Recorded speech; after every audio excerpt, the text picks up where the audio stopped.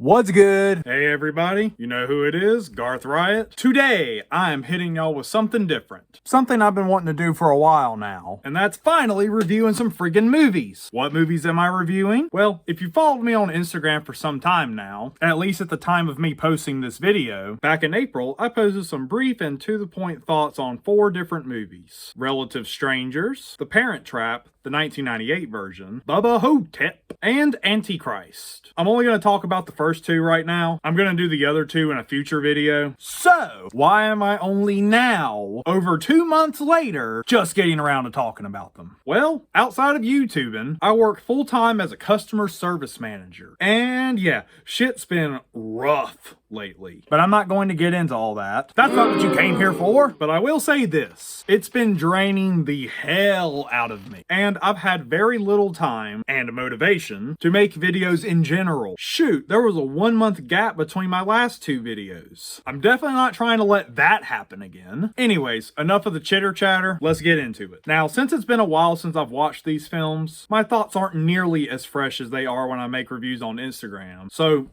forgive me if I leave out certain details. Being that this is a new topic, I'm basically experimenting. I intend to have fresher takes with future reviews. Sorry, I know I said I was getting started, but I just want everyone to bear that in mind. Okay, let's actually get started. By the way, slight spoilers for this video, especially this first movie. Relative Strangers. I'm certain that the majority of you watching have no idea what this movie is. And I can't say I blame you. There is so little information about this movie on the internet. It literally has 3 professional reviews on Rotten Tomatoes. One of which I have no fucking idea what it says. There's no critical consensus. Not even a dang rating. There is an audience rating of 31% and plenty of audience reviews. But let's be real. Who the hell reads the audience reviews? I don't know. Maybe some people do, but I know I don't. This film isn't on Metacritic. The Wikipedia page is basically a barren wasteland. Seriously! Compare the wiki page to about any movie you've ever heard of. Even extremely mediocre, forgettable, where the hell did this come from kind of movies that I've talked about before, talked about on Instagram at least, like Moving McAllister, have far more information than Relative Strangers does. Now you might be wondering why I'm mentioning all of this. Well, this film is full of recognizable names. Danny DeVito, Kathy Bates, Ron Livingston, Neve Campbell, Beverly D'Angelo, Bob Odenkirk, as well as many more. Danny DeVito, in fact, had a role in the production. In fact, there's 5 different names attached to the production. It was written and directed by Greg Gliena, not sure. The same guy who wrote, directed, and starred in Meet the Parents. No, not the 2000 version with Ben Stiller and Robert De Niro that you probably already know about. The original 1992 version that inspired that film. Point being, why are there so many recognizable names attached to a film with so little recognition? I mean, shit, with all these names, I would assume the film had a decent budget. I sure as hell can't find it on Wikipedia like I can any other film, though. Anyways. The film itself, is it any good? Nope. Not really. I mean, it's not terrible, but it's extremely forgettable and extremely predictable. Admittedly, the beginning of the film had me intrigued, at least initially. Ron Livingston is this super liberal psychologist. He's got a girlfriend, or fiance, can't remember, played by Neve Campbell. His parents are fairly wealthy conservatives, and his brother is kind of a dickhead. As somebody who's been on both sides of the political spectrum, I got a few laughs out of this dynamic during the film. His parents randomly revealed to him that he was adopted, despite the fact that he's like in his mid-30s.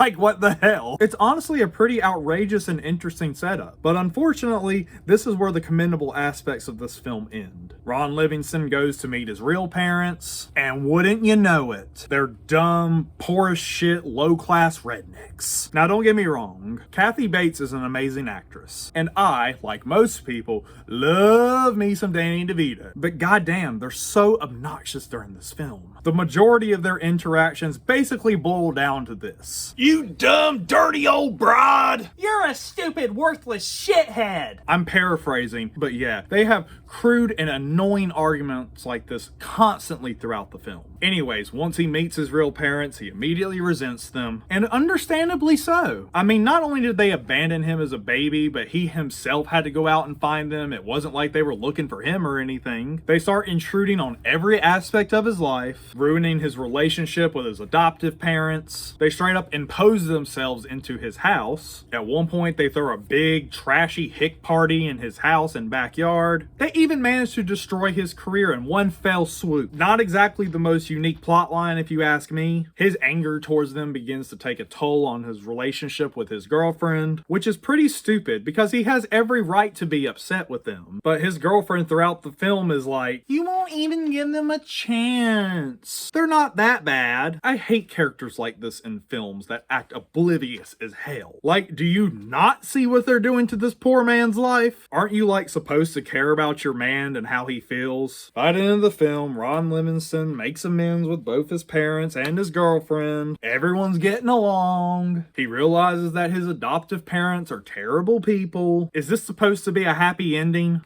I mean, his adoptive parents are the ones who raised him. Why do they turn out to be the terrible people? As best as I can tell, they seem to have raised him right. He basically just says, see ya bitches, to the parents who raised him, to embrace parents that literally abandoned his infant ass on their doorstep. And that's about all there is to this film. Oh, and during that party scene I mentioned a second ago, Danny DeVito and Kathy Bates sing this extremely ear-grating bluegrass song. Something about it doesn't matter what you look like when the lights are off. You know, like during sex and stuff like that. And as excruciatingly annoying as this song is during the film, we're treated to it for a second time in the credits. Like the filmmakers just thought it was so funny, even though it's fucking not. So yeah, this film is a bit of an enigma. Tons of notable names attached to it, very little information to be found about it anywhere, just for it to be one of the most predictable comedies I've ever seen. Like I said at the beginning, it's not a terrible film per se, but it's definitely not a quality film either. I'd give it a strong 4 out of 10. Meh. Moving on.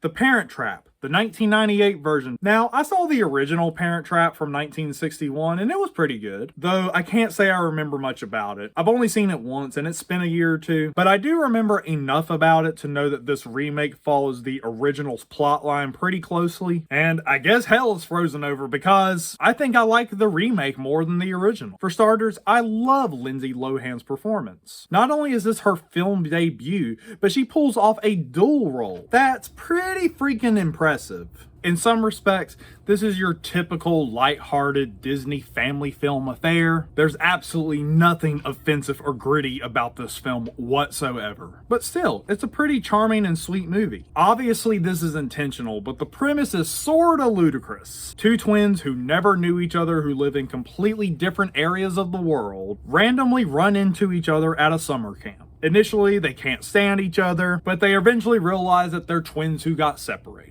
They decide to switch places to meet the parent that each of them never got to meet, and eventually they decide to try to get them back together. And I'm sure you can guess how the rest goes. If we're gonna be entirely realistic here, the idea of tricking your divorced parents into getting back together, it's a little messed up. Just saying. I know they're just kids using kids' logic, but the chances of this happening is incredibly low. They clearly broke up for a reason, but what's dumb is at one point, the two parents are talking and they basically say that they don't remember why they broke up. Like, what? You literally split up your twin daughters. That's pretty fucking drastic, yet you don't remember why you divorced? Yeah, I don't buy it. I mean, Disney's just out here casually giving kids false hope. Like, hey, maybe I can get my parents back together. It worked in The Parent Trap. Yeah, that messaging isn't at all irresponsible. Nevertheless, this is a fun little movie. It's funny, it's dramatically compelling at points, and by the end of the film, it just warmed my heart. And considering the over 2-hour runtime and the lighthearted tone of the film, plus the ridiculousness of the plot and the somewhat predictable nature of the story, I'm surprised at how much I enjoyed this film. Maybe I wouldn't watch it a million times, but I would definitely revisit it in the future. The story is engaging. Like I said, Lindsay Lohan is awesome here. Natasha Richardson is pretty great. Dennis Quaid and his big ass fucking smile are just as delightful as ever. The supporting roles are pretty strong. And again, this film is extremely charming and heartfelt. I'm glad I watched the original before this version, because this is an example of a remake done faithfully, yet it's unique enough to justify its existence. I'd give it a strong 7 out of 10. If you haven't seen either version of The Parent Trap, go check them out. They're pretty likable films. Alrighty y'all, that's it for this video. Thanks for watching. Hope you enjoyed it. If you did, be sure to like, comment, and share it. Hit that subscribe button. Stay tuned for my quick thoughts on Bubba Hotep and Antichrist, as well as many more films in the future. Go follow me on Instagram at Garth_Riot. See you next time. Hope everybody has a fantastic week. Peace.